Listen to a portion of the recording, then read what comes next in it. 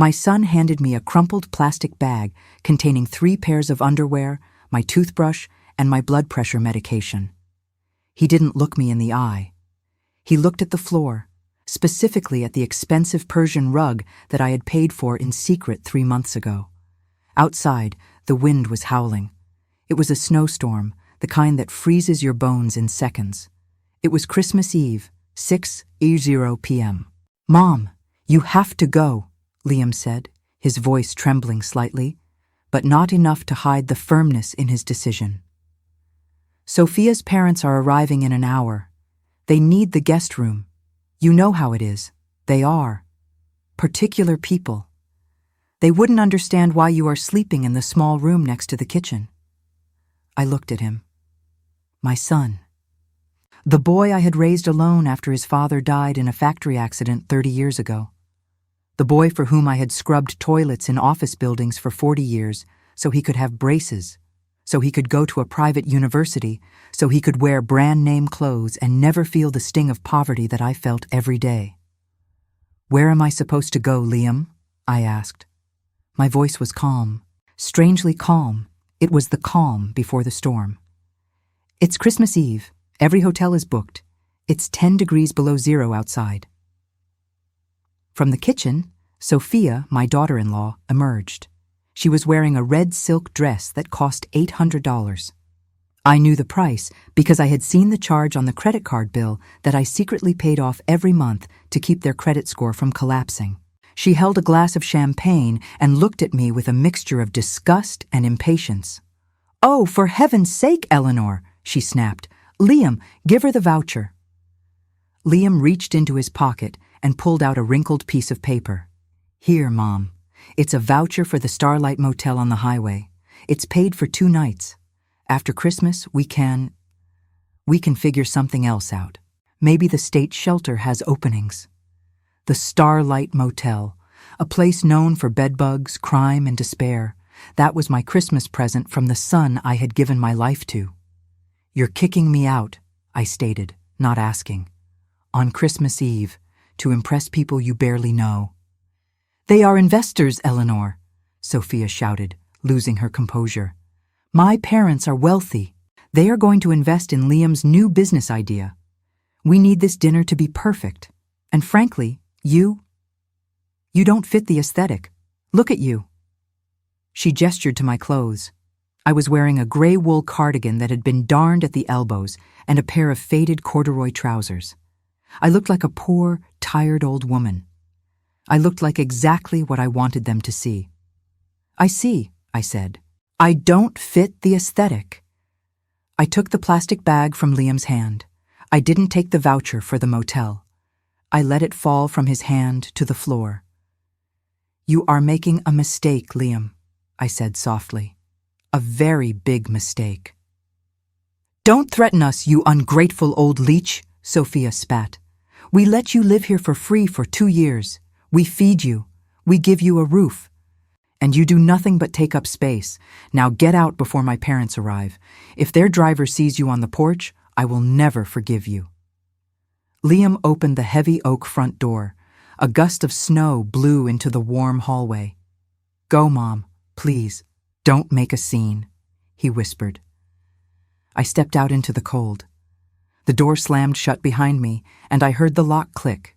The sound of that lock turning was the sound of the final thread of my maternal patience snapping. I stood there on the porch of the house that, according to public records, belonged to a private trust. A trust that Liam thought he controlled, but he had never bothered to read the fine print. I walked down the driveway, the snow crunching under my worn-out boots. I didn't cry. I didn't look back. I walked to the end of the street, to the corner where the streetlights ended. I took out my old cracked cell phone. It looked like a piece of junk from 10 years ago. But like everything in my life, appearances were deceiving. I dialed a number I hadn't called in 6 months. "Mr. Sterling," I said when the voice answered on the first ring. "It's Eleanor. I'm ready. Activate the protocol. Yes." The Christmas clause. Immediate execution. 2 minutes later, a long black car turned the corner. It wasn't a taxi. It was a Rolls-Royce Phantom. The driver, a man in a pristine suit, jumped out and opened the rear door. "Mrs. Eleanor," he said, bowing slightly. "It is freezing. Please get in. The heater is on." I climbed into the soft leather seat. Sitting there was Mr. Sterling, my personal attorney and the man who managed my asset portfolio. He handed me a glass of aged whiskey, neat, just how I liked it. "They did it?" he asked, looking at my plastic bag of clothes with a grim expression. "They did." I took a sip of the whiskey, feeling the warmth spread through my chest. "They kicked me out into a blizzard so they could host Sofia's parents. They called me a leech." "Sterling. A leech." Sterling shook his head. "They have no idea, do they?" "No," I smiled, but there was no warmth in it. "Liam thinks I'm a retired cleaner living on a state pension. He doesn't know about the real estate investments I made in the 80s. He doesn't know about the tech stocks I bought in the 90s. He doesn't know that the cleaning job was a way to stay grounded, a way to teach him humility, a lesson he clearly failed." I looked out the tinted window at the mansion down the street. My mansion. "Sterling, what is the status of the house?" "Technically," Sterling opened a leather folder, "the house is owned by the Sunshine Trust. You are the sole beneficiary and executor. Liam has a revocable occupancy permit granted by you, a permit that can be revoked for conduct unbecoming or ingratitude, as per the clause we added 3 years ago when he married that woman." "And the finances?" I asked. "You have been secretly covering their mortgage shortfall, their car payments, and their credit card bills for 5 years, Mrs. Eleanor. Roughly $15 dollars a month. They believe Liam is a financial genius who juggles debt well. The reality is, without your silent transfers, they are bankrupt." I nodded. "Cut it off, all of it. Cancel the credit cards, freeze the transfer to the mortgage account, and the house. I want them out. Tonight." Sterling looked at his watch. "It's 6:30 p.m. It's Christmas Eve. The police will be reluctant to perform an eviction." "Not an eviction," I corrected him, "a trespassing charge. I am revoking his occupancy permit effective immediately, which means, as of right now, strangers are occupying my property. Call Commissioner Gordon. Remind him of the donation I made to the Police Benevolent Fund last month. Tell him I want my house back." Sterling smiled, a sharp, shark-like smile. "With pleasure." We sat in the warm car, parked in the shadows down the street. I watched as another luxury car pulled into the driveway. It was Sofia's parents. They walked in, laden with gifts, looking arrogant and wealthy. I imagined the scene inside, the fire roaring, the champagne flowing, Sofia laughing and telling lies about how successful Liam was. Liam sweating and hoping the credit card wouldn't be declined when he ordered the catering. I remembered the conversation I had overheard just that morning. I was in the kitchen, making my tea, when I heard Sofia and Liam in the living room. They didn't know I was there. "When are we going to get rid of her permanently?" Sofia had asked. "I can't stand her smell. It's the smell of poverty." "Soon, babe," Liam had replied. "I found a state-run facility 2 hours away. It's cheap. We can dump her there in January. We just need to get her to sign over her power of attorney so we can take that small pension check she gets. Every dollar counts." "Good," Sofia had laughed, "because I already spent the emergency fund on those diamond earrings for my mother. We need cash." That was the moment my heart turned to stone. They weren't just embarrassed by me. They were planning to imprison me in a low-grade facility and steal the pittance they thought I had. Whatever guilt I might have felt about what I was about to do evaporated when I remembered that conversation. "Driver," I said, "take us to the station. I want to arrive with the officers." 2 hours later. 8:30 p.m. The dinner party inside the house was in full swing. Through the large bay windows, I could see the chandelier glowing. I could see Sofia's father laughing, holding a glass of wine. I could see Liam acting the big shot. 3 police cruisers rolled up the street, their lights flashing silently. No sirens. Just the ominous blue and red lights reflecting off the snow. I stepped out of the Rolls-Royce, but I didn't look like the poor old woman anymore. In the car, I had changed. I was now wearing a black cashmere coat that cost $5,000. I wore my diamond brooch. My hair was combed back. I held a cane with a silver handle, not because I needed it, but because it looked authoritative. Mr. Sterling walked beside me, carrying a briefcase. We walked up the driveway behind the 4 police officers. One of them was a sergeant I knew well. "Mrs. Eleanor." The sergeant nodded. "We have the warrant. Trespassing and fraud." The sergeant banged on the door. Boom, boom, boom. Inside, the laughter stopped. I could see Liam approaching the door looking annoyed. He probably thought it was a neighbor complaining about the noise or a late delivery. He opened the door, a smile plastered on his face, a glass of wine in his hand. "Yes, is there a probable—" He stopped. He saw the police. Then he saw Mr. Sterling. And finally, he saw me, but he didn't recognize me at first. He stared at the coat, the diamonds, the posture. His brain couldn't reconcile this powerful figure with the mother he had kicked out 2 hours ago. "Mom?" he whispered. "What? What are you doing here? Did the police find you at the motel?" He turned to the officers, putting on his concerned son face. "Officers, I'm so sorry. My mother suffers from dementia. She must have wandered off. Is she okay?" I stepped forward. I didn't shout. I spoke with the icy precision of a CEO closing a hostile takeover. "I do not have dementia, Liam, but I do have a title deed." I nodded to Mr. Sterling. He stepped forward and handed a document to Liam. "Mr. Liam," Sterling said loudly, so everyone inside could hear, "you are hereby served with a notice of immediate revocation of occupancy. You and your wife are trespassing on private property belonging to Eleanor Holdings, Inc. You have 10 minutes to vacate the premises." Liam laughed, a nervous, high-pitched laugh. "What? This is my house. Mom, stop this prank. It's not funny. Go back to the car." Sofia came running to the door, followed by her parents. "What is going on? Who are these people?" "These people," I said, "are the police. And this is my lawyer. And this house. This house that you love so much, Sofia? It's mine. It has always been mine. Every brick, every piece of furniture, that rug you are standing on. I bought it last month in Dubai."